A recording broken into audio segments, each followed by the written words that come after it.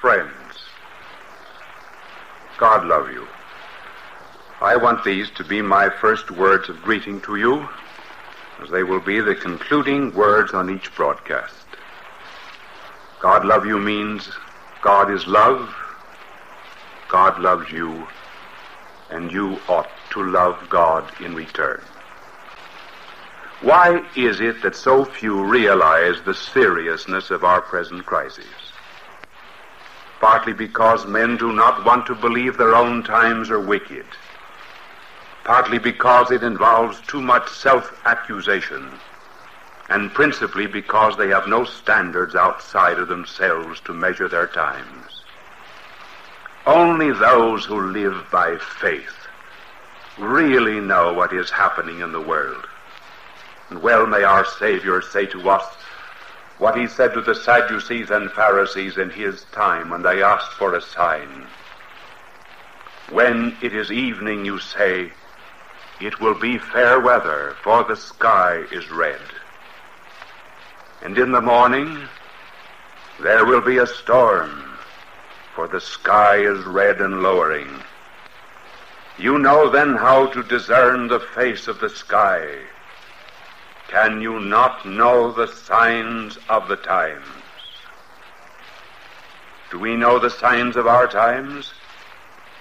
They point to two inescapable truths.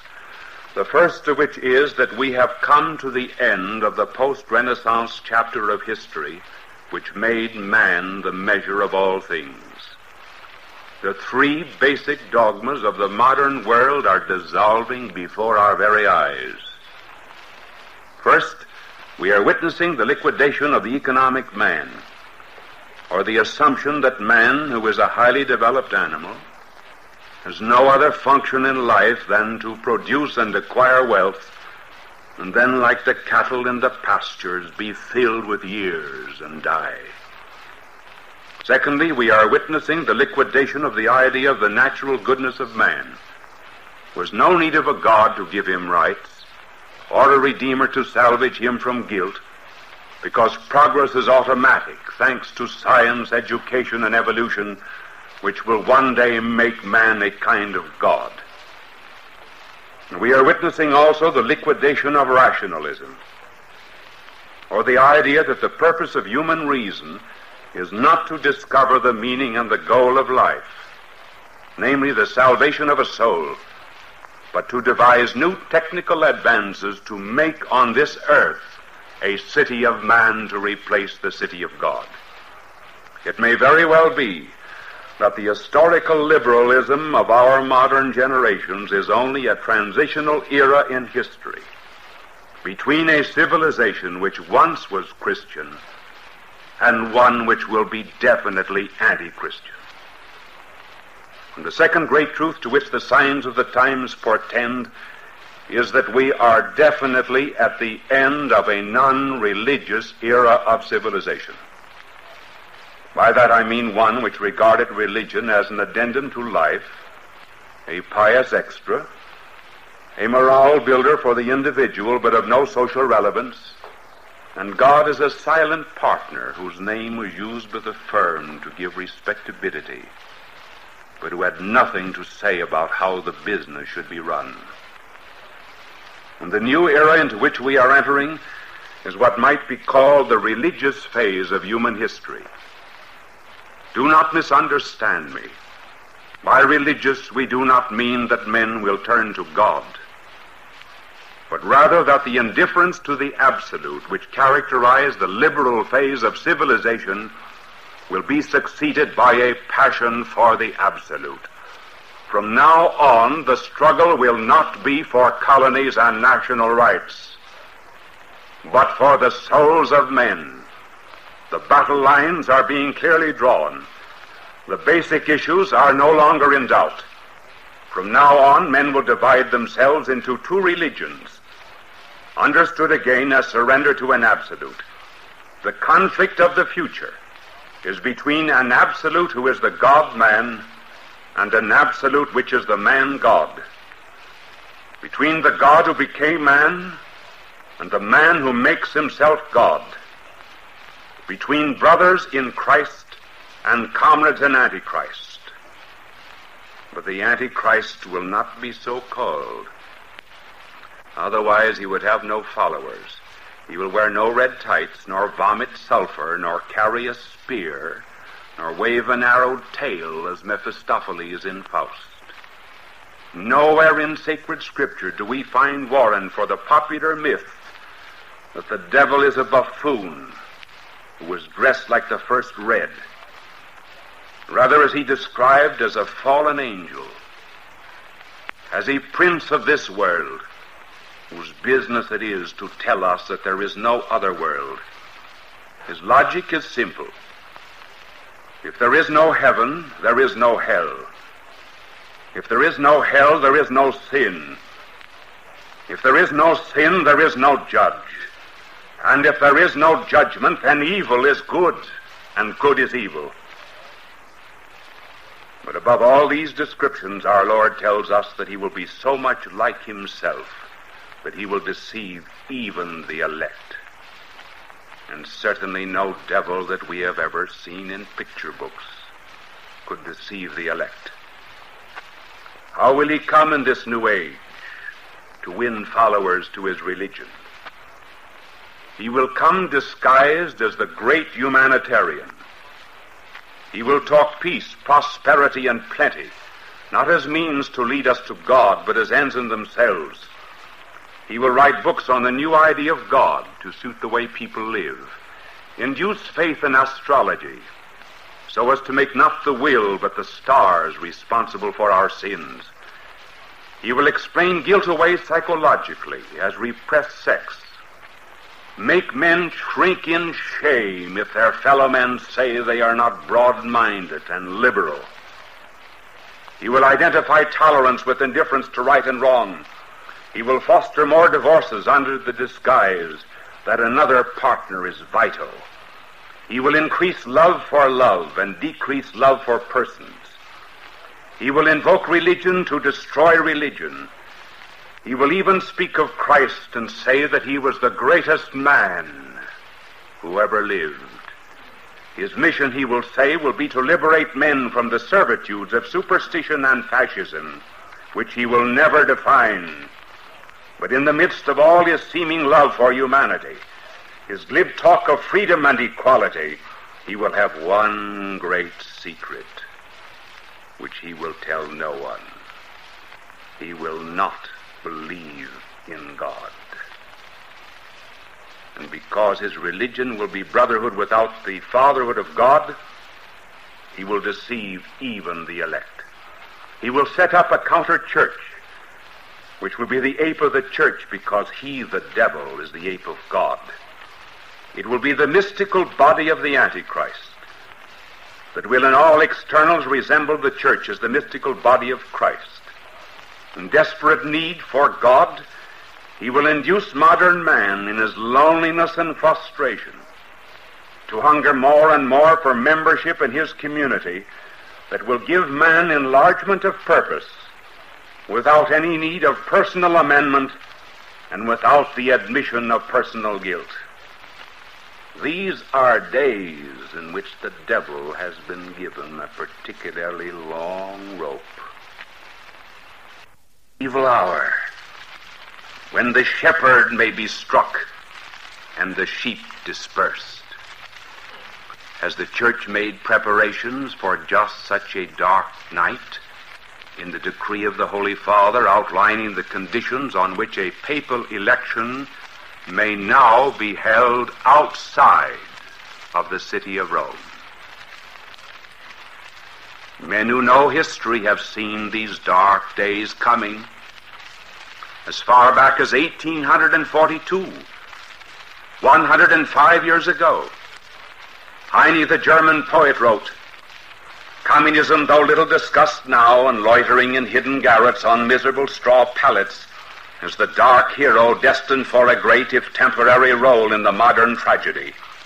Wild, gloomy times are roaring toward us, and a prophet wishing to write a new apocalypse would have to invent entirely new beasts so terrible that St. John's older animals would be like gentle doves and cupids in comparison. The gods are veiling their faces in pity on the children of men, their long-time charges. The future smells of Russian leather, blood, godlessness, and many whippings. And I should advise our grandchildren to be born with very thick skins on their backs. That in 1842. Well, indeed, may we be warned. For the first time in history, our age has witnessed the persecution of the Old Testament by the Nazis and the persecution of the New Testament by the communists. Anyone who has anything to do with God is hated today, whether his vocation was to announce his divine Son, Jesus Christ, as the Jew, or to follow him as the Christian. And because the signs of our times point to a struggle between absolutes, we may expect the future to be a time of trial for two reasons. Firstly, to stop disintegration. Godlessness would go on and on and on if there were no catastrophes. What death is to an individual, that catastrophe is to an evil civilization. The interruption of life, and for the civilization, the interruption of its godlessness. Why did God station an angel with a flaming sword at the Garden of Paradise after the fall? If it was not to prevent our first parents from entering again and eating of the tree of life, which, if they ate, would have immortalized their guilt. And God will not allow unrighteousness to become eternal. He permits revolution, disintegration, and chaos to come as reminders that our thinking has been wrong. Our dreams have been unholy. Moral truth is vindicated by the ruin that follows when it has been repudiated. The chaos of our times is the strongest negative argument that could ever be advanced for Christianity. Catastrophe reveals that evil is self-defeating and that we cannot turn from God as we have without hurting ourselves. And the second reason why a crisis must come is in order to prevent a false identification of the church in the world. Our Lord intended that those who were his followers would be different in spirit from those who were not. But this line of demarcation has been blotted out. Instead of black and white, there's only a blur. Mediocrity and compromise characterize the lives of many Christians. They read the same novels as modern pagans, educate their children in the same godless way, listen to the same commentators who have no other standard than judging today by yesterday and tomorrow by today, allow pagan practices to creep into family life, such as divorce and remarriage. There are not wanting so-called Catholic labor leaders recommending communists for Congress, or Catholic writers who accept presidencies in communist front organizations to instill totalitarian ideas into movies. There's no longer the conflict and the opposition which ought to characterize us. We are influencing the world less than the world influences us. There is no apartness. We who were sent out to establish a center of health have caught the disease, and therefore have lost the power to heal. And since the gold is mixed with an alloy, the entirety must be thrust into the furnace, that the dross may be burned away. And the value of the trial will be to set us apart. Evil catastrophe must come to reject us, to despise us, to hate us, to persecute us, and then we shall define our loyalties, affirm our fidelities, and state on whose side we stand. Our quantity indeed will decrease, but our quality will increase. It is not for the church that we fear, but for the world. We tremble not that God may be dethroned, but that barbarism may reign. And 3 practical suggestions then for the times, as Christians realize that a moment of crisis is not a time of despair, but of opportunity. We were born in crises, in defeat, the crucifixion. And once we recognize that we are under divine wrath, we become eligible for divine mercy. The very disciplines of God create hope. The thief on the right came to God by a crucifixion. And secondly, Catholics ought to stir up their faith. Hang a crucifix in their home. Remind them that they have a cross to carry. Gather your family together every night to recite the rosary. Go to daily Mass. Make the holy hour daily in the presence of our Eucharistic Lord, and particularly in parishes where pastors are conscious of the world's need and therefore conduct services of reparation. And finally, Jews, Protestants, Catholics, Americans, all of us, must realize that the world is summoning us to heroic efforts at spiritualization. It is not a unity of religion we plead, for that is impossible when purchased at the cost of the unity of truth, but a unity of religious people, wherein each marches separately according to the light of his conscience, but strikes together for the moral betterment of the world. The forces of evil are united. The forces of good are divided. We may not be able to meet in the same pew. Would to God that we did, but we can meet on our knees. And you may be very sure that no sordid compromises nor carrying of waters on both shoulders will see you through. And those who have the faith had better keep in the state of grace. And those who have neither had better begin to find out what they mean. For in the coming age there will be only one way to stop your trembling knees, and that will be to get down on them and pray. Pray to Michael. Michael, the prince of the morning who conquered Lucifer, would make himself a god. When the world once cracked because of a sneer in heaven, he rose up and dragged down from the 7 heavens the pride that would look down on the Most High. And pray too. Pray to Our Lady, and say to her, it was to thee was given the power to crush the head of the serpent who lied to men that they would be like unto gods. And mayest thou, who didst find Christ when he was lost for 3 days, find him again for our world that has lost him. Give to the senile incontinence of our verbiage the Word, and as thou didst form the Word in thy womb, form him in our own hearts. Lady of the blue of heaven, in these dark days light our arms.